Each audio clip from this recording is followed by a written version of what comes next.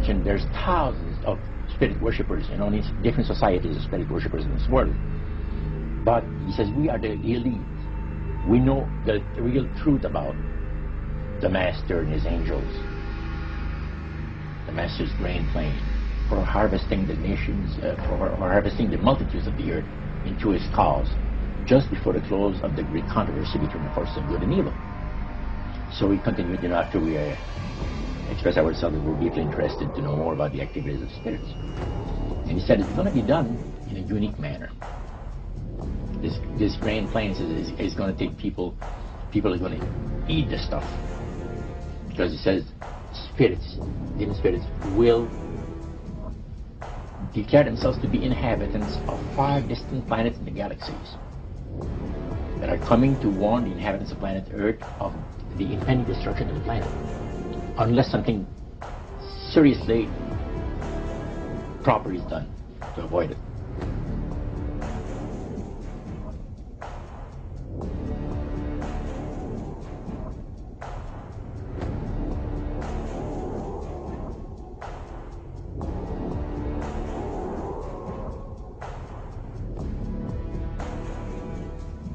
Masonic mind control, that the alchemical managers have bred over millennia, over 1,000 years. They said they bred a human race that is most wretched, stupid, and ignorant. It's so unrivaled in thousands of years. He said these blind slaves say they are free and highly educated, even as they march behind, notice this word, signs. Have you ever taken time to analyze a sign or a billboard or a logo? He says a medieval peasant would have run away in panic-stricken terror from the signs that modern man embraces.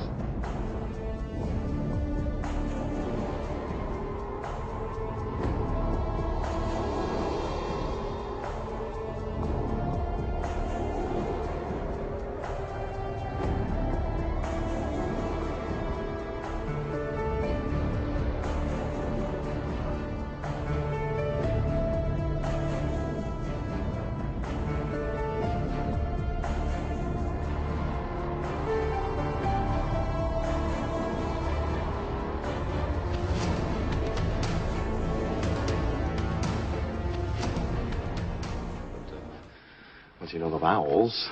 Just answer the question. Well, I mean, I just had to learn how to pronounce it. I mean, it hasn't been a living spoken language in more than 1,000 years. I mean, look at this. It says, a traveler from distant stars escaped from a dying world looking for a way to extend his own life. His body decaying and weak, he couldn't prevent his own demise. Apparently his whole species was becoming extinct.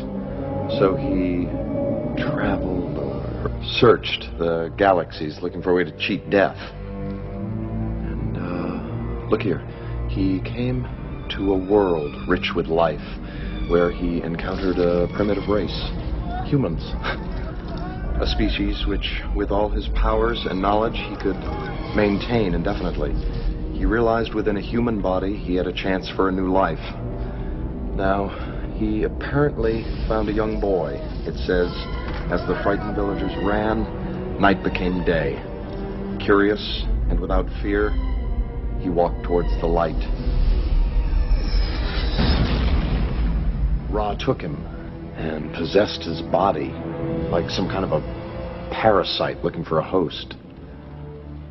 And inhabiting this human form, he appointed himself ruler. He used the Stargate to bring thousands of people here to this planet as workers for the mines, just like the one we saw. This mineral is clearly the building block of all his technology. With this, he can sustain eternal life. Now, something happened, where is it, back on Earth? A rebellion or uprising, and the Stargate was buried there. Fearful of a rebellion here, Ra outlawed reading and writing. He didn't want the people to remember the truth.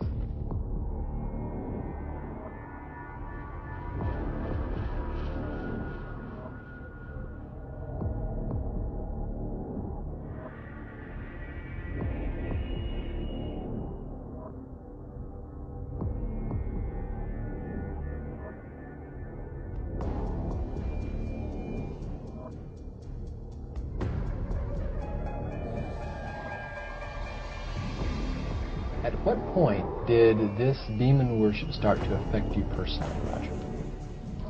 Well, it wasn't too long that the priest mentioned to us that the time had arrived for us to start trusting the spirits and give the spirits a chance to work for us.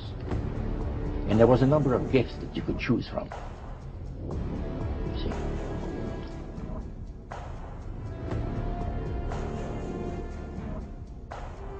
Americans are asking, why do they hate us?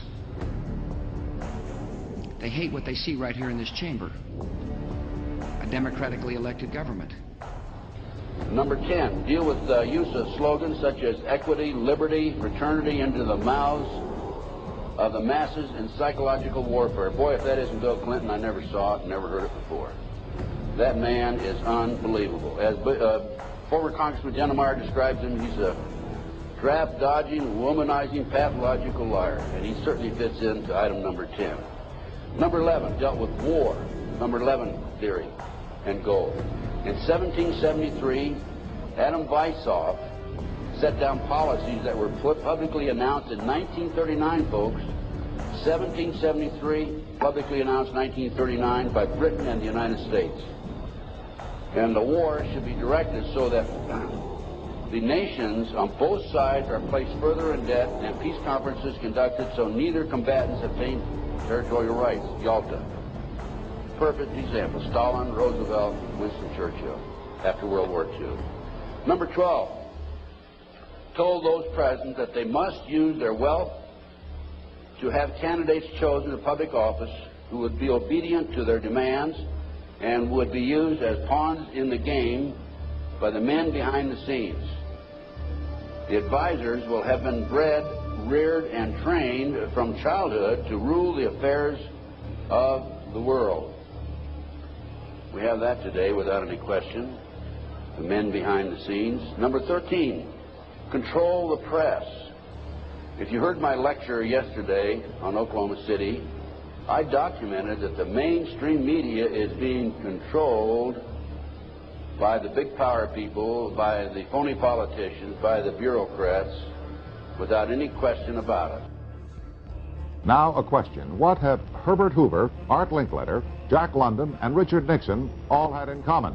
Well, they've all been members of the exclusive all-male Bohemian Club in California, where every year at this time the elite from around the country get together for 2.5 weeks of fun and games. Among its members are businessmen like Leonard Firestone and Edgar Kaiser, and political figures like Gerald Ford, Henry Kissinger, William French Smith, and George Shultz. President Reagan, Vice President Bush, and Defense Secretary Weinberger are members of other camps. Richard Nixon is a Bohemian, and so are high-ranking executives of such companies as Eastern Airlines, Standard Oil of Indiana, and Bank of America. Privacy is one of the Grove's most cherished virtues.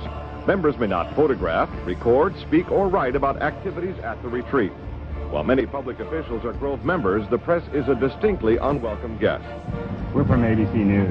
Get back there. Get back there. Can we talk to somebody in the... Get back there.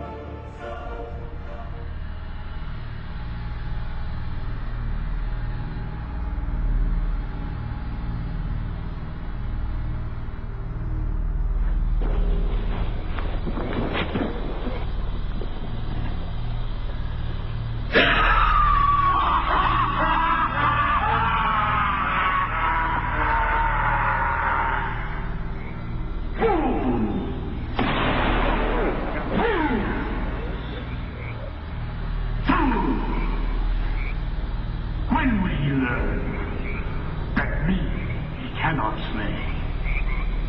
Year after year he burned me in this room, lifting your puny shouts of triumph to the stars. Lifting your puny shouts